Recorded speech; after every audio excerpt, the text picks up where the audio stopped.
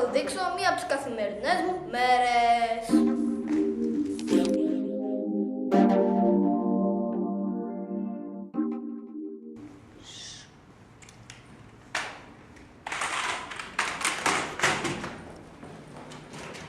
Πώς πάσε το πληκτρολόγιο, έλα τώρα ρε Σπύρο, γιατί μου χαλάς τα πάντα. Το πάνω μου χάλασε. Είμαι η Αναστασία και θα χαλάσω την πλαγιστή του.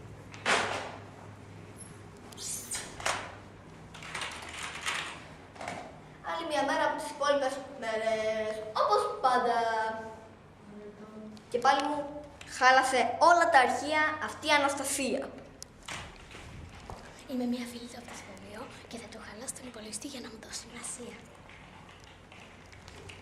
Δυνατά χαμηλά, δυνατά χαμηλά, δυνατά χαμηλά, δυνατά χαμηλά, δυνατά. Και τα ηχεία χάλασαν. Έλα, δεν βλέπεις, το έκαψες. Λοιπόν, αυτή τη φορά θα παίξουμε κυνηγητό. Και θα σβήσουμε τον υπολογιστή για 5 χρόνια. Ναι!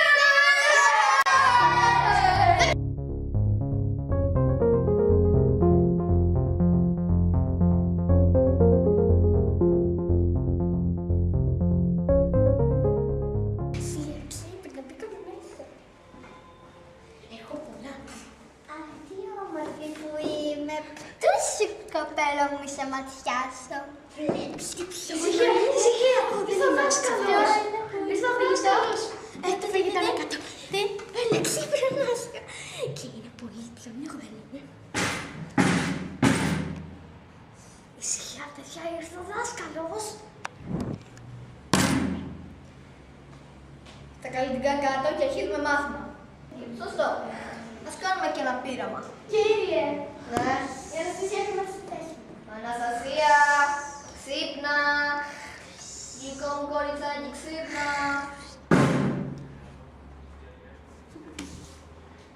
Έτσι, Ναι, Σπύρο. να έρθω για το πείραμα. Ναι, βέβαια. Τελειώσα τα νύχια. Λοιπόν, βάλτε το ξύμι, μπαρούτι. Δύο κουτάκια δυναμίτη και τώρα κατέβουμε με λίγο ξύδι άνθρακα, τοξικό υγρό, λίγη μελάνη και λίγο σίδηρο. Σε σώσαμε τη ζωή! Ήσουν δεν ξέρω, ήταν κάτι κύματα που δεν ξέρεις τι, δεν μπορούσες και γι' αυτό τα ξέχασες. Από τι είμαι φτιαγμένος και τι κάνω, γιατί είμαι... Είσαι άνθρωπος κανονικός και σε είχε τυπήσει το κύμα και σε σώσαμε τη ζωή.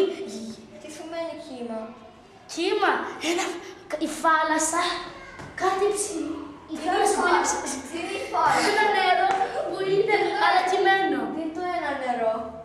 Νερό, αλλά να σου δείξω, να, κατάλαβες. Και γιατί είναι μπλε? Γιατί έτσι είναι. Κύριε, είστε καλά! Είστε καλά! Είστε καλά, κύριε! Τι έγινε? Αναχτύχε το πείραμα. Ο μαθητής πρέπει να είναι πολύ έξυπνος, να διαβάζει πάντα τα μαθήματά του και να είναι καλός με τους συμμαθητές του και να τους κάνει πάντα φίλους και να τους αγαπάει. Να τους αγαπάει πάντα και να γράφει πάντα τα μαθήματά του. Θέλω να μοιάζω στο δάσκαλο! Για να είσαστε καλοί μαθητές στην τάξη, θα πρέπει να σέβεστε τους συμμαθητές σας και το δάσκαλό σας και να μην βρίζετε τους άλλους. Αυτό που δείξαμε τώρα ήταν ένα ταινιάκι που μας δείχνει πώς είμαστε στην τάξη. Επίσης, θα πρέπει να είμαστε καλοί στην τάξη και να μην κάνουμε ζαμπολιές όπως κάνουν μερικά παιδιά. Όπως είδατε στο βίντεο, δεν θα πρέπει να κάνουμε άσχημα πράγματα, όπως να καταπολεύουμε, να λέμε άσχημες λέξεις ή να κοιμόμαστε. Αυτά. Πάμε. Πρώτος και σημαντικός κανόνας, δεν βαφόμαστε στην τάξη και προσέχουμε τον καθηγητή. Δεν σχολιάζουμε τους άλλους και δεν κοιμόμαστε μες στην τάξη. Επίσης πρέπει να διαβάζουμε στο σπίτι και να κάνουμε όλα τα μαθήματά μας. Αυτά από μένα. Οι πρώτες κανόνες της τάξης είναι να μην κοιμόμαστε, να μην κοτσομπουλεύουμε, να μην βαριόμαστε, να μην... και τα άλλα. Κυρία Διονύση με ενοχλεί! Πάμε. Στο σχολείο, από ό,τι ξέρω, μιας που είμαι και διευθυντής, πρέπει να είμαστε ήσυχοι, να μην βαράμε, να μην βρίζουμε τους υπάλληλους και να μην τσομπολεύουμε όπως κάποιοι στην τάξη μου. Μαθαίνετε. Και ποια είναι οι κανόνες που είναι μέσα στην τάξη. Δεν βαφόμαστε, δεν μιλάμε, δεν ψιθυρίζουμε, κόσμο. Ναι, δεν κάνουμε τα πάντα. Προσέχουμε, κάνουμε τα μαθήματά μας σπίτι και διαβάζουμε. Αυτά από μένα.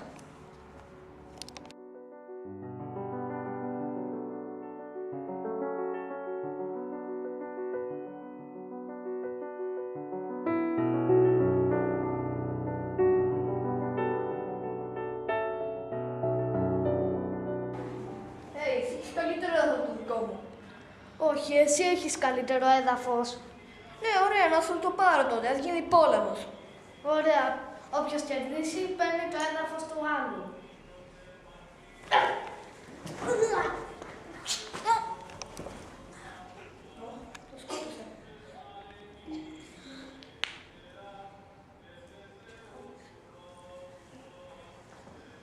Θα σε βελτιώσουμε.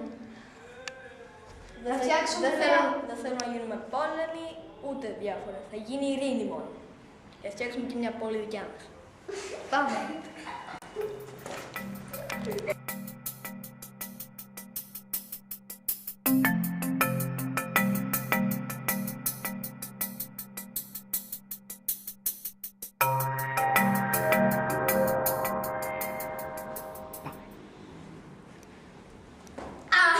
Εσύ έσπασες το τζάμι τελικά. Όχι, εγώ δεν ήμουν εκεί, πάντως ήμουν στο γραφείο των δασκάλων. Εγώ δεν το έκανα, είμαι απολύτως σίγουρη. Εσύ το έκανες. Όχι, εσύ.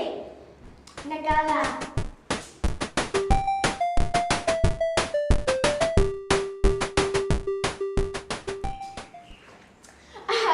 Έκανα ένα λάθος χτες. Τελικά ο Γιώργος έσπασε στο τζάμι, άρα δεν το έκανες εσύ, ούτε εγώ. Φιλές.